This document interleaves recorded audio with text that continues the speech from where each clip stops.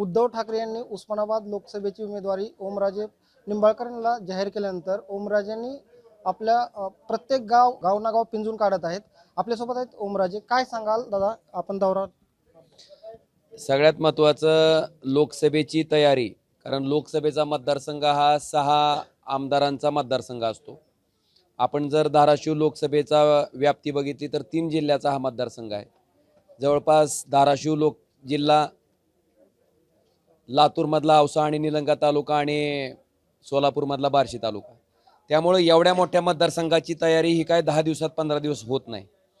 मला आपल्याला अतिशय प्रामाणिकपणे सांगायचं आहे की 17 जून 2019ला ज्यावेळेस मी लोकसभेची शपथ घेतली त्या दिवसापासून ह्या मतदारसंघात माझी कामाची तयारी चालू आहे। त्या दिवसापासून मी सगळ्या माणसाच्या संपर्कात आहे आणि माझ्या राजकारणातला 24 तास हा वेळ मी लोकांसाठीच देतोय। माझे काय 10-15 कारखाने, 100-150 शैक्षणिक संस्था नाहीत, त्यामुळे माझा 100% वेळ हा सामान्य माणसासाठी आहे आणि सामान्य माणसासाठी वेळ दिल्याच्या नंतर, सामान्य माणसाच्या अडीअडचणीला पडल्याच्या नंतर सामान्य माणूस ती गोष्ट लक्षात ठेवतो। तानाजी सावंत यांच्या भूममध्येच तुम्हाला जोर लावावा लागतो? नाही, आपल्याला थोडासा गैरसमज झाला आहे। कारण माझ्या दौऱ्याची सुरुवात ही मी उमरगा तालुक्यातून केली।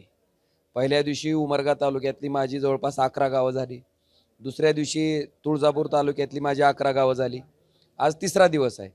माझ्या लोकसभा कार्यक्षेत्रामध्ये साधारणतः 6 विधानसभा येतात, त्यामुळे 6 विधानसभेमध्ये प्रत्येक दिवशी एक विधानसभा घ्यायचा माझा मानस आहे। त्या पद्धतीने आज 3ऱ्या दिवशी ही विधानसभा येते।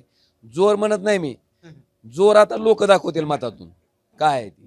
पक्षप्रमुख उद्धव ठाकरे यांचा एकेरी उल्लेख करून आपल्यावरही तानाजी सावंतांनी टीका केली होती, त्यावर आपण कधी बोलला नाही, पण आज काय वाटतंय? आपल्या माहितीसाठी प्रत्येकाचे संस्कार त्याच्या बोलण्यातनं दिसून येतात।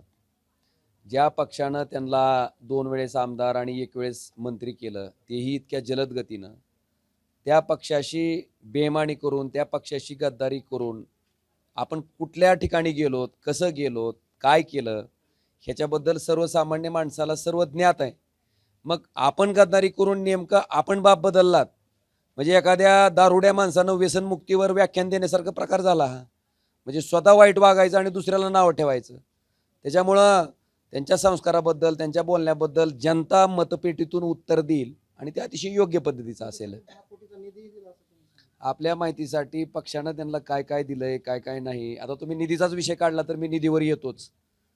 त्यांनी शिवसेनेला निधी दिल्याबद्दल जर बोलत असतील तर भारतीय जनता पार्टीला 6600 कोटीचा निधी ज्या उद्योगपतीने दिला, त्या उद्योगपतीचे लाड करायचं केंद्र सरकार काम करतंय आणि जे शेतकरी शेतात पिकत नाही, शेतमालाला भाव मिळत नाही, महागाई वाढली म्हणून आत्महत्या करतंय, त्याला मात्र मरणाच्या दारात केंद्र सरकारनं सोडलंय। फक्त स्वतःच्या पक्षाला त्या ठिकाणी निधी मिळाल्याच्या नंतर त्या उद्योगपतीचं भलं करायचं आणि सर्वसामान्य शेतकऱ्याला मात्र देशोधडीला लावायचं काम केंद्रातलं सरकार आणि भारतीय जनता पार्टी करते। बेरोजगाराचा खासदार म्हणून त्यांनी आपला उल्लेख केला होता। आपल्या माहितीसाठी 2009ला हिंदुहृदय सम्राट शिवसेना प्रमुख बाळासाहेब ठाकरे आणि उद्धवजी ठाकरे यांच्या माध्यमातून मी धाराशिव लोकसभेचा आमदार होतो। त्यावेळेस ते कुठल्या ग्रामपंचायतचे सदस्य होते का नाही ते आपण त्यांना विचारा। त्याच्यामुळे माझा बेरोजगार उल्लेख करणं त्यांना कितपत योग्य वाटतंय ह्याचं आत्मचिंतन त्यांनी करावं।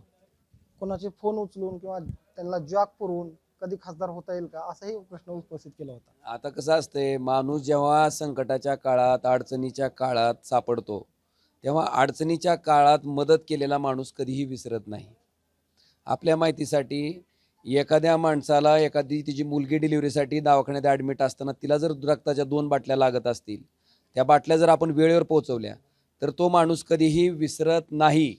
मला वाटतंय ही सामान्य माणसं, भले आमदार केलेले, खासदार केलेले, मंत्री केलेली लोक त्या ठिकाणी भारतीय जनता पार्टीकडनं जाऊन गद्दारी करून फुटले असतील, पण सामान्यातली सामान्य माणसं इतकं त्याचं काम केल्याच्या नंतर कधीही गद्दारी करत नाहीत। ते प्रामाणिकपणे इमानदार राहतात। उद्याच्या मतपेटीतून दिसेल आपल्याला। हे होते ओमराजे निंबाळकर, ज्यांनी आपले गावोनगाव पेंजून काढताना आपली भूमिका स्पष्ट केली। काकासाहेब कांबळे, एबीपी माझा, धाराशिव। एबीपी माझा, उघडा डोळे बघा नीट।